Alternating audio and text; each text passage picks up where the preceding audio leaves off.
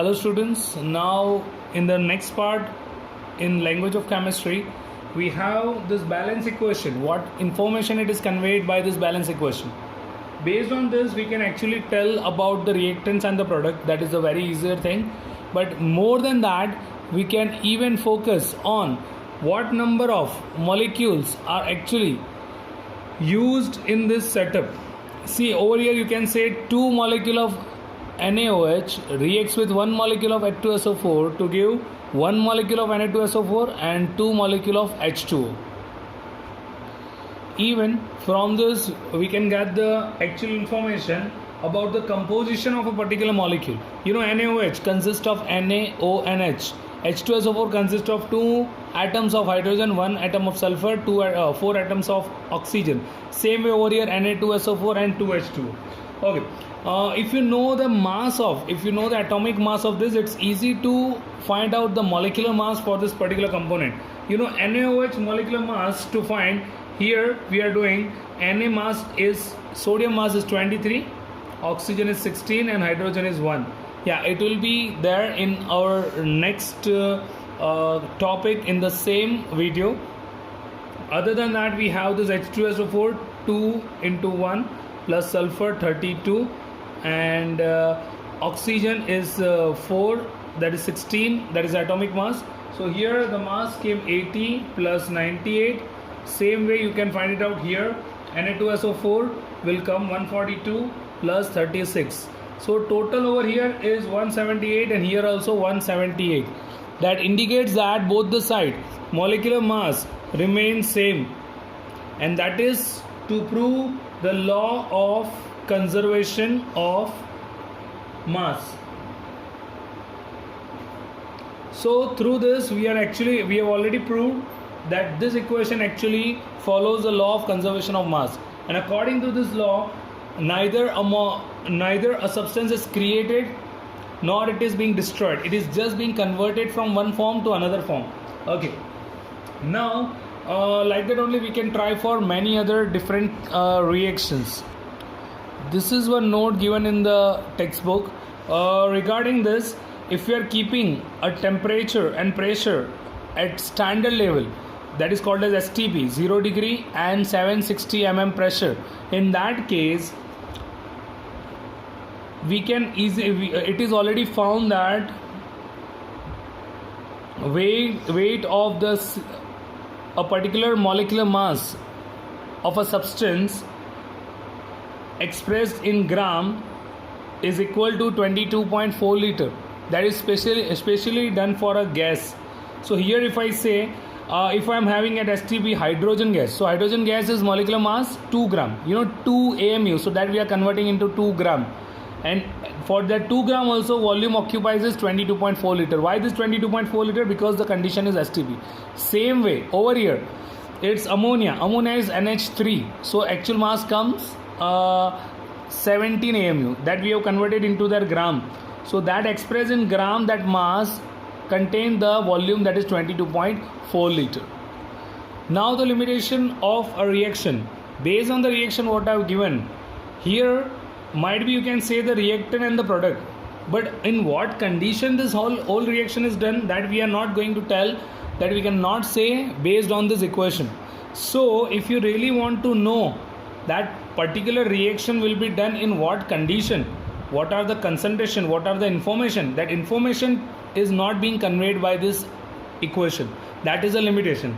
Here we cannot say out of this which one is liquid, gas or solid. Even we cannot say out of that which one, whether they are releasing heat or not. Even it is not telling us the rate of the reaction, whether it is done very fast or slow.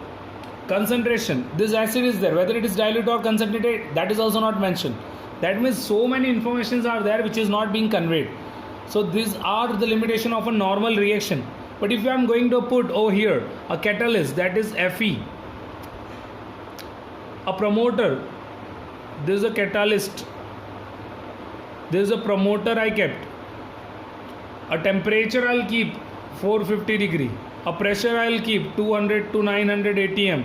See all this information if I am writing on the equation, That means this is the condition in which this reaction occurred, that you can easily convey from this particular.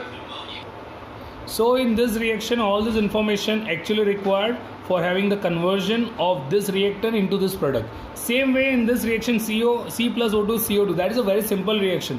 But in that, if I am going to add the heat that conveys the message, that conveys the information, that is, this is exothermic reaction. Yeah. The last reaction over here, if I am putting dilute, this dilute condition, that means H2SO4 I have taken where it is in a dilute state. In that only this reaction is occurred. Instead of that, if this H2SO4 is concentrated, then might be the product will be different. Okay. Last, these two reactions also. Here you can see the word I wrote, that is AQ. AQ means aqueous. So hydrochloric acid is aqueous, means in water. It is reacting with zinc, it turns into ZnCl2, that is also aqueous. This reaction conveys the information about the state of a particular components. This is gas, both are react to form a solid, that is NH4Cl. So this all kind of information we can easily get based on the information wrote on the written on the particular chemical equation. Now it's about relative atomic mass. Relative atomic mass is like hydrogen mass, generally we are considering as 1. What 1? 1 AMU. That means atomic mass unit. This atomic mass unit means we have actually taken this one value based on the mass of some other atom as a standard, and based on that, in that relation we are finding it, so we are using a word AMU. Generally hydrogen one atom mass is 1.66 into 10 to minus 24 gram. Now if this kind of mass we are taking for counting or for calculation, then it's very difficult for us to calculate the different value. So they have to standardize, they actually made some standardized method according to which the calculation becomes very easy for us. In that, they've taken a standard mass of carbon. The one atom of carbon mass is 1.9926 into 10 to minus 23 gram. But they have taken one. Now here relative atomic mass is taken for hydrogen in a consideration of the mass of one atom of carbon atom. One atom of carbon. Now in that also I am going to take 1/12 of carbon atom mass. Now 1/12 means if I will divide this value with 1/12, I am getting the answer nearby 1.6605 into 10 to minus 24 gram.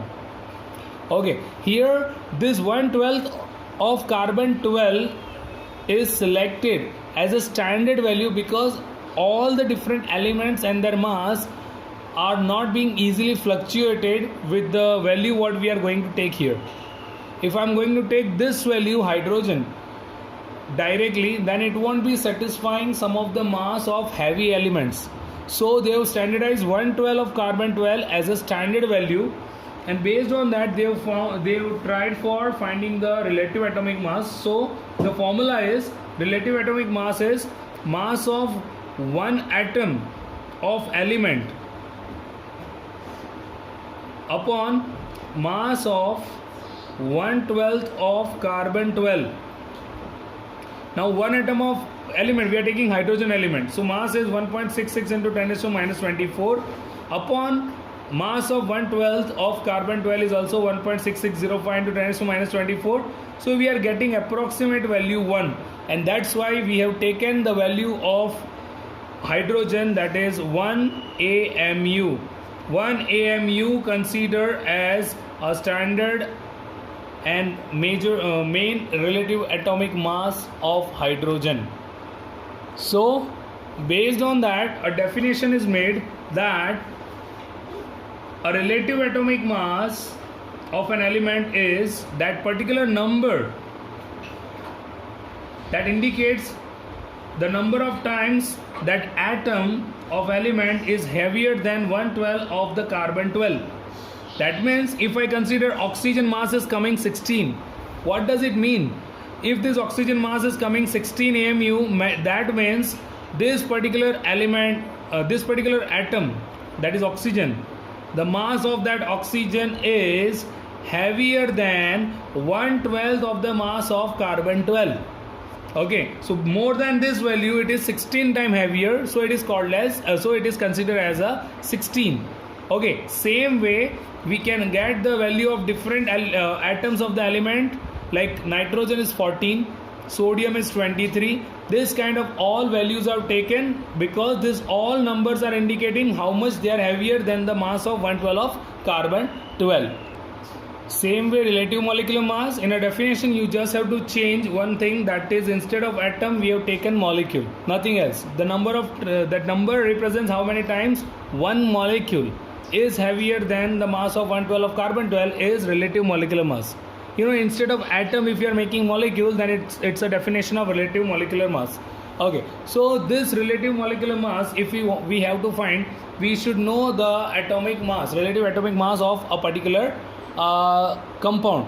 So if I am taking an example of H2SO4, just consider I am putting the value, hydrogen is 1, oxygen is 16 and sulfur is 32. Can you find the mass? See, here mass of hydrogen is 1. How many times it came? 2 times. Plus, yeah, every atom after that you have to put plus. Sulfur 1 time only, so it is 32. Then oxygen came 4 times and the value is 16. So the answer came is 98, and you have to write this unit AMU. We can try for the another two compound also, CaCO3 and CuSO4.5H2. You know CaCO3 how to find? Ca 1 time only, so it's 40. Carbon also 1 time, 12, and oxygen came 3 times, so it is the value of oxygen is 16. So the answer will come 100 AMU.